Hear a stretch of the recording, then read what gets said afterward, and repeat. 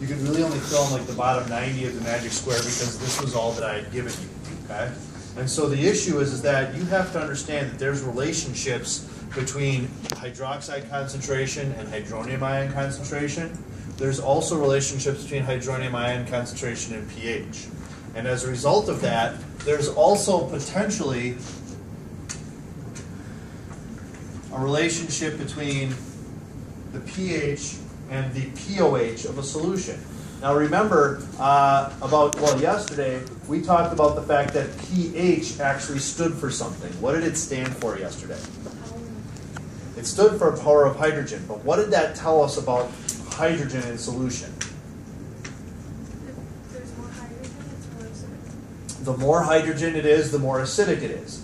So we can do a calculation to figure out basically how much hydrogen is in solution. But there's also, we should be able to understand then that we can also calculate the amount of hydroxide floating around in solution. And if we want to try to calculate the amount of hydroxide floating around in solution, we might want to use a formula that looks something like this.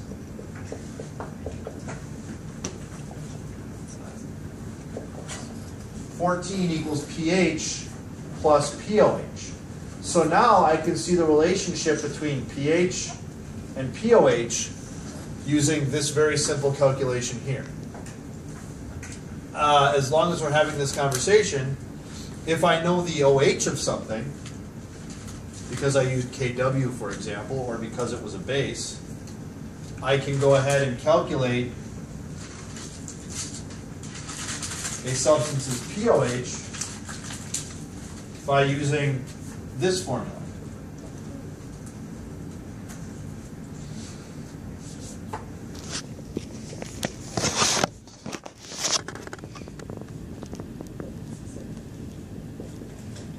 pOH is equal to the negative log of OH minus.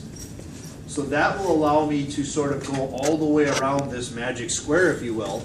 If I have a base and I know the OH concentration, I can calculate the pOH, and if I can calculate the pOH, I can eventually calculate the pH.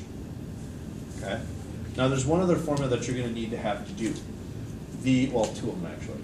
The homework for tonight and for tomorrow is to do pH worksheet number 2 and pH worksheet number 3. pH worksheet number 2, questions 1 through 8, are very, very similar to what you did last night. But pH worksheet number 2, questions 9 through 12 or 15 or whatever it is, okay, is a little bit different. And in the case of that particular one, all that I've given you is the pH. And I ask you to calculate concentrations. So there is a relationship between understanding a substance's pH and being able to calculate its H3O+. And that relationship is this formula right here.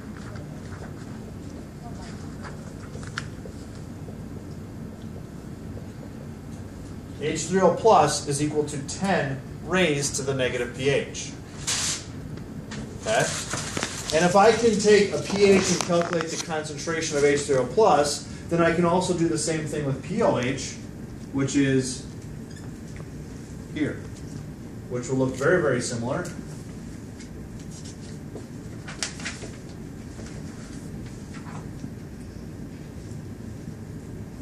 (10 raised to the negative pOH).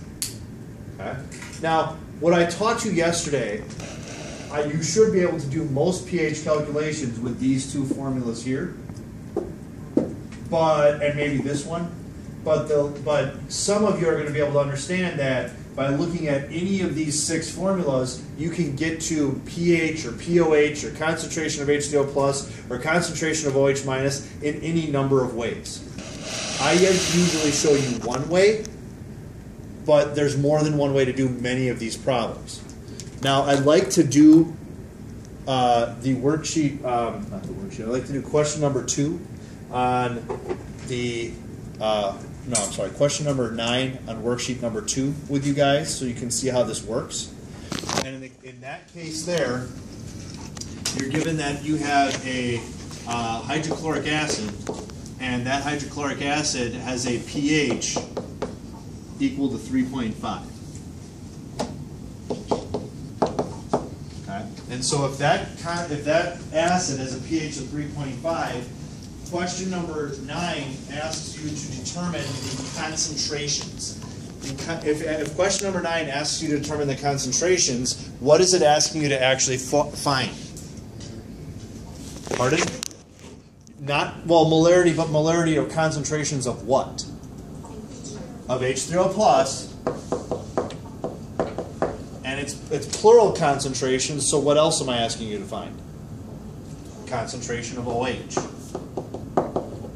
Okay? So you have to find both of these things for 9 through 13 or whatever it is. Now, I give you the pH, and over here we have the formula H3O plus equals 10 raised to the negative pH. That's pretty much the only formula we can use at this point. So I'm going to take H3O plus, which equals 10 raised to the negative pH. So H3O plus is equal to 10 raised to the negative 3.5. And when I plug that into my calculator,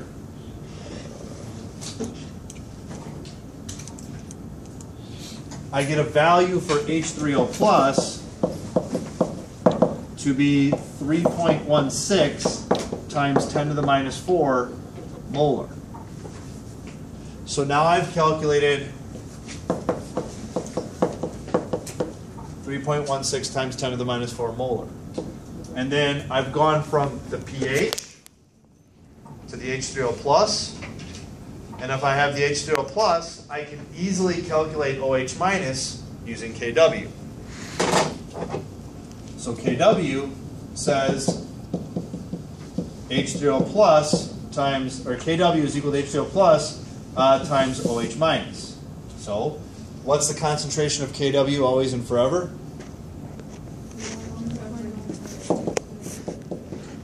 1.0 times 10 to the minus 14. We're looking for H3O plus here, or I lied, we know that one. We're looking for OH minus here, so we're going to use 3.16 times 10 to the minus 4. And we're looking for OH. So we're going to divide both sides by 3.16 times 10 to the minus 4.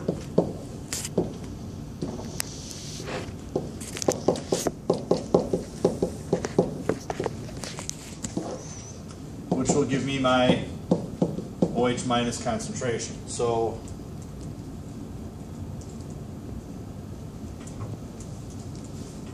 I get a value for OH minus concentration this time to be 3.16 times 10 to the minus 11 molar. 3.2 would be fine, yeah. Well, yeah, yeah. Okay. So that's how you have to do problem numbers 9 through 14 or 13 or whatever it is on that worksheet. It's 2 steps. Is there another way to do it? Yeah, there's at least 3 different ways I can think of to do this problem. This is the way that I wanted you to learn. Okay? Now, the other worksheet that you're going to have for homework this evening or this weekend or whatever is to do pH worksheet number 3. And pH worksheet number 3 starts off being exactly the same as the other 2, but when you get to question number 5, okay, I want to show you something special about question number 5. So ready? Can I go? I'll put it back up if you want. Okay. Question number 5 reads like this. A 12 liters of a solution containing 0.01 moles of hydrochloric acid. Okay? You're asked to find pH. So you're asked to calculate pH, which is equal to the negative log of H3O plus. What do you know in this case? First of all, what type of a solution is it? Acid. It's an acid because it has hydrogen in it, right? What else do you know?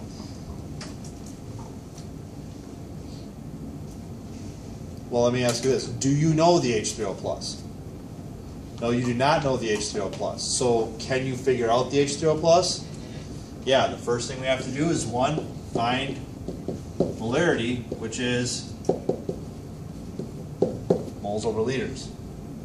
I know the moles, and I know the volume, and when I put that in the calculator,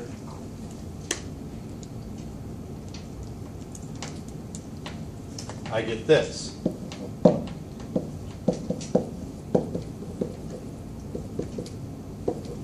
So the concentration of hydrochloric acid is 8.3 times 10 to the minus 4 molar HCl. So now, do I have enough information to calculate the pH? I would take this value here, stick it right there. So pH is equal to negative log of 8.3 times 10 to the minus 4, and you get a pH that is equal to 3.1. And so for the second half of worksheet 3, you're going to have to do at least one additional step.